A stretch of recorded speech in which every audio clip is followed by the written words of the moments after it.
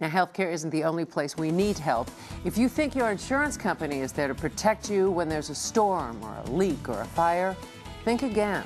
When we come back, what you need to know to get your house in order. Stay with us.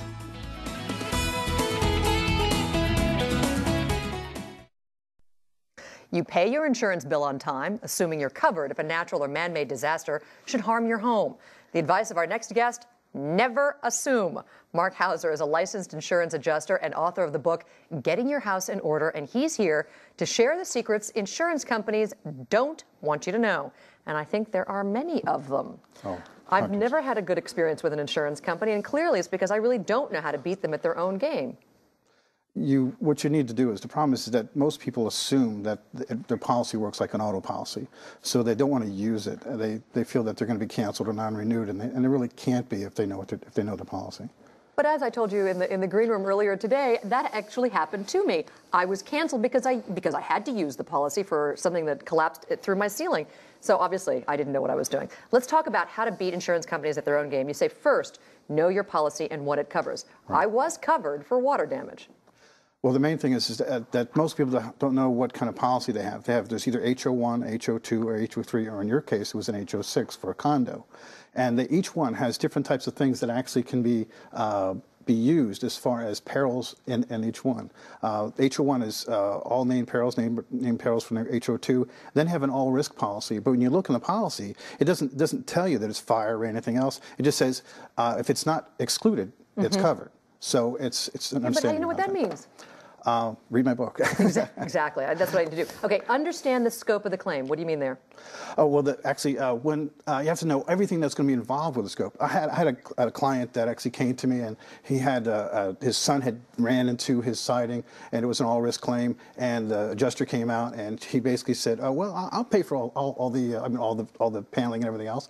And then the contractor came out, and he goes, "Well, today we have to take out the ceiling," and then I get to the paneling the next day. He says, "Ceiling? I didn't get paid for the ceiling." He says, "Well, look, the ceiling goes stop ceiling goes over top of the paneling.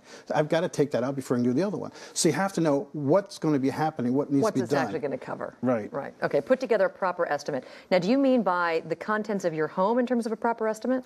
No. When contractors do an estimate, they bundle everything together. You'll see like 1, 2, maybe 3 lines, and then a total. But if you look at an adjuster's estimate, it's broken up detail and all unit pricing for everything. So what they'll do is they'll look at yours and they look at mine and they go, "Oh, well, look, see, mine has more detail, so we'll go with mine, not yours." Oh, contact your insurance company. A lot of good this did me. What help is that? Well, the main thing is that you don't want to contact them until you're prepared. The problem is too many people just automatically contact them without knowing exactly what's going on, without having a battle plan. I was watching Marianne earlier, and she was actually doing all this detail, getting ready for today's show.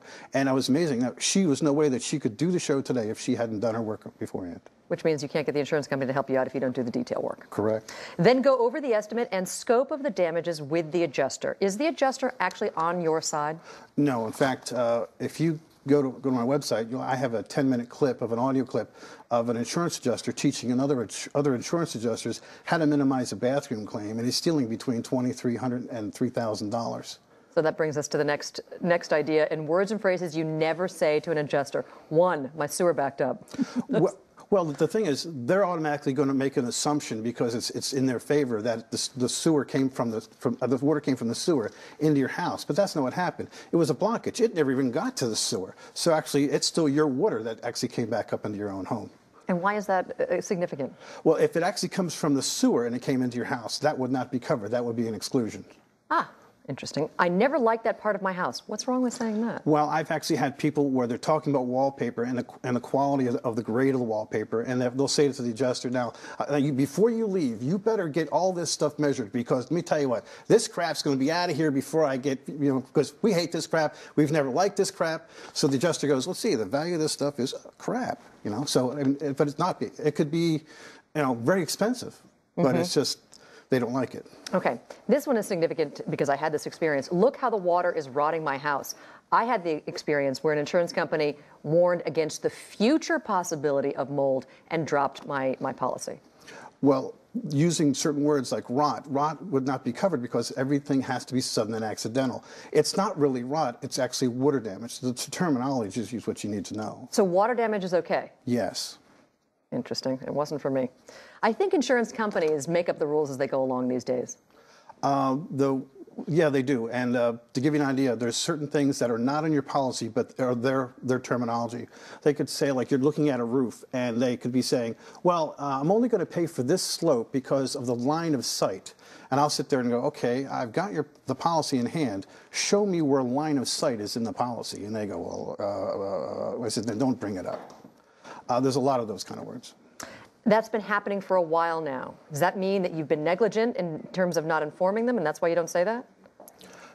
No. The main thing is that people don't know, so they say the wrong things. One of the things that you don't, just because a water claim has been coming through the roof, you finally see it. It could have been going for a while, but because you didn't know that it was there, doesn't mean that it's not covered. Just means the date of discovery was then. Okay, so date of discovery obviously is important. How much am I deserving for this claim? Well, number one, you don't want to say that. It's because you actually want to tell them what it's worth. What you deserve. Yes, you don't want to. Once you do that, you give them control. So let's say you've just bought a home. You need to evaluate the contents of the home. Are there any secrets there? Yes. Well, number one, you need to be able to properly photograph everything in your house. A wide angle is a great way to do that.